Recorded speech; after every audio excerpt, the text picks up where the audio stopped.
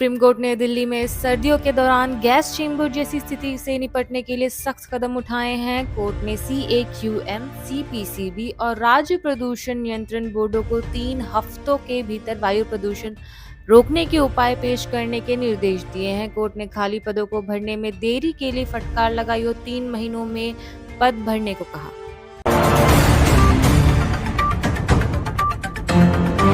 केरल में primary amoebic मेनिंगोएन्सेफलाइटिस PAM के मामले बढ़ रहे हैं, जिससे स्वास्थ्य अधिकारी चिंतित है। ये संक्रमण नग्लेरिया फॉलेरिया नामक दिमाग खाने वाले अमीबा के कारण हो रहा है। इस साल 61 मामले सामने आए हैं और 19 लोगों की मौत हुई है।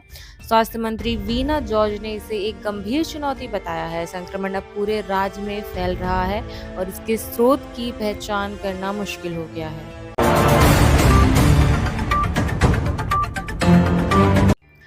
भारत निर्वाचन आयोग ने बिहार चुनाव से पहले EVM बैलेट पेपर नियमों में बदलाव किए हैं।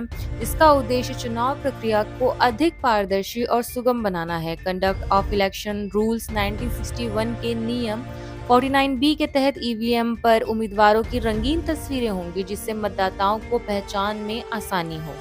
आयोग ने नोटा सहित सभी उम्मीदवारों के नाम एक ही फॉन्ट में छापने का भी निर्णय लिया है।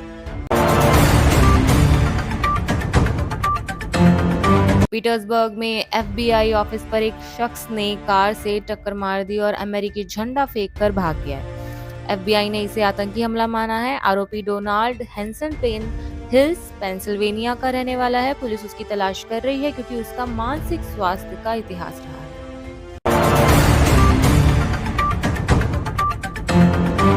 दिल्ली विश्वविद्यालय छात्र संघ डूसू चुनाव को लेकर दिल्ली हाई कोर्ट ने अहम फैसला सुनाया है। कोर्ट ने कहा कि डूसू चुनाव के बाद विजेता प्रत्याशी कैंप्स या शहर में विजय जुलूस नहीं निकालेंगे।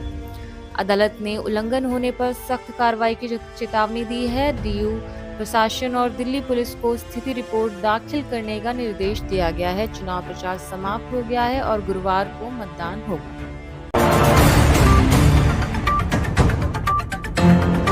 बलिया में पावर कॉर्पोरेशन ने पोस्ट पेड बिजली मीटरों को स्मार्ट प्री पेड मीटरों में बदल दिया है। निगम का दावा है कि इससे पारदर्शिता आएगी और 2% की छूट मिलेगी, लेकिन उपभोक्ताओं को पुराने बकाया और नए रिचार्ज का एक साथ भुगतान करना पड़ रहा है, जिससे वो नाराज है।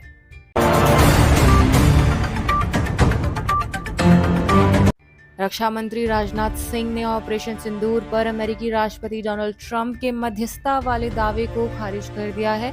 उन्होंने स्पष्ट किया कि आतंकवादियों के खिलाफ अभियान किसी के हस्तक्षेप से नहीं रुका।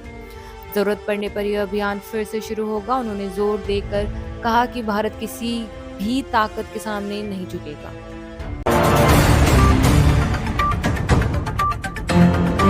बिहार के इस्लामपुर में तेजस्वी यादव ने बिहार अधिकार यात्रा के दौरान राज्य और केंद्र सरकार पर हमला बोला। उन्होंने बिहार के इस्लामपुर में तेजस्वी यादव ने बिहार अधिकार यात्रा के दौरान राज्य और केंद्र सरकार पर हमला बोला। उन्होंने बिहार की शिक्षा, स्वास्थ्य और उद्योग की स्थिति पर सवाल उठाए और महिलाओं के लिए नई योजनाओं की घोषणा की। तेजस्वी ने बिहार को अपराध और भ्रष्टाचार से मुक्त करने की अपील की।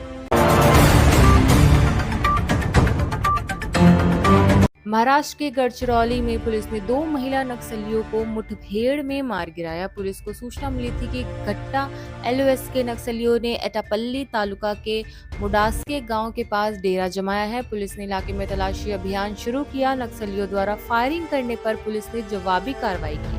पुलिस ने मौके से हथियार भी बरामद किए और इलाके में तलाशी अभियान जारी है। जैश ए मोहम्मद के कमांडर मसूद इलियासी कश्मीरी ने कबूल किया कि मसूद अजहर ने दिल्ली और मुंबई में आतंकी हमलों की साजिश रची। इलियासी के अनुसार अजहर ने पाकिस्तान में बैठकर इन हमलों की योजना बनाई। इस कबूलनामे से पाकिस्तान का आतंकी चेहरा फिर उजागर हो गया है और यह साबित हो गया है कि पाकिस्तान आतंकवादियों को पनाह देता है, जबकि दुनिया से झूठ बोलता है।